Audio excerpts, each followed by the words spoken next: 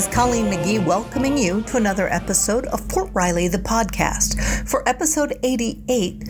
And in honor of the Big Red 1 year of the family, we're talking about how the family plays an important part in operational security, or OPSEC. With me today is Tim Morgan. Well, my name's Tim Morgan, and I'm the Garrison OPSEC and Anti-Terrorism Officer. Tell me about the role that families of our soldiers and our civilians play in operational security for Fort Riley.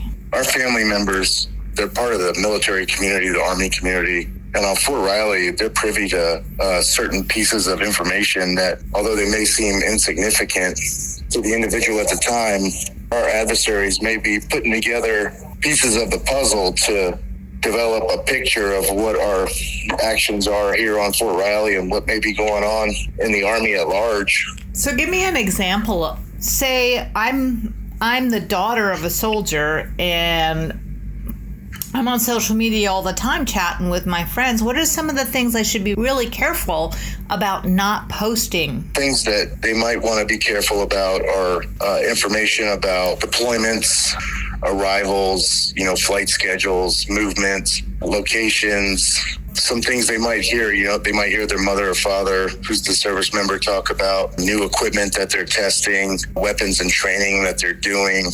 Things like that might seem cool and you want to put it out there and talk to your friends about it, but it's something that could be used by our adversaries to, again, kind of put together the pieces of the puzzle. So really, you got to look at, does it reveal anything about a military mission? Does it reveal something that could result in, any type of identity theft or personal harm, etc.? It's hard for us to know where those pieces of information might fit. That's actually a good point. That's where the critical information list is so important. And the critical information list is put out by the garrison commander for the garrison. Each unit also has their own critical information list. So you could be in a 1ID unit in one of the brigades, and they have a critical information list. And the families are privy to that list because it helps them identify what information might be critical.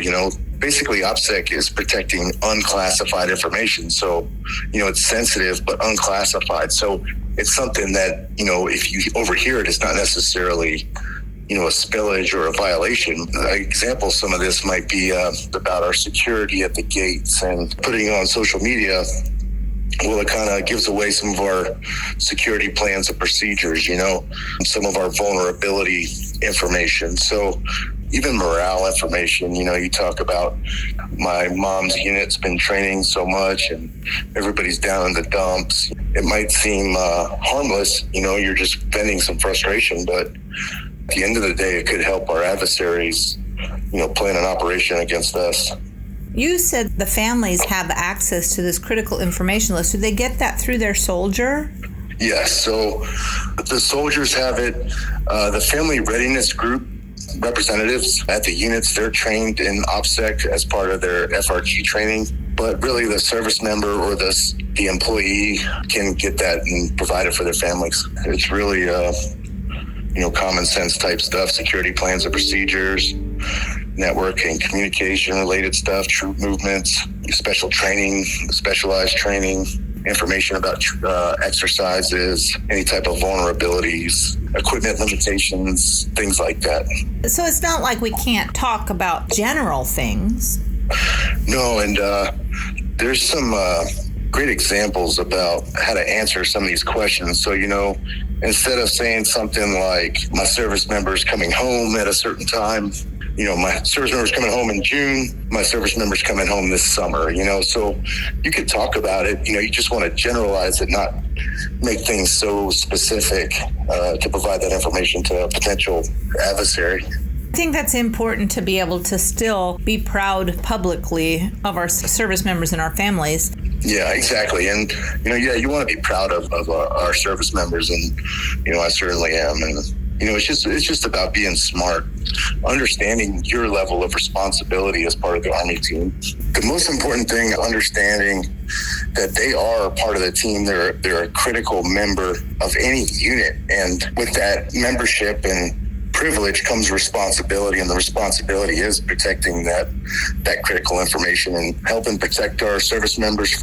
If somebody has any concerns, who could they call? There's concerns about an actual adversary or criminal, call law enforcement. The military police, 785-239-6767. Even if it's something they're not sure about, they could call law enforcement. There's also, on the Fort Riley homepage, you can file an iWatch report. Just go to the Fort Riley homepage at the bottom.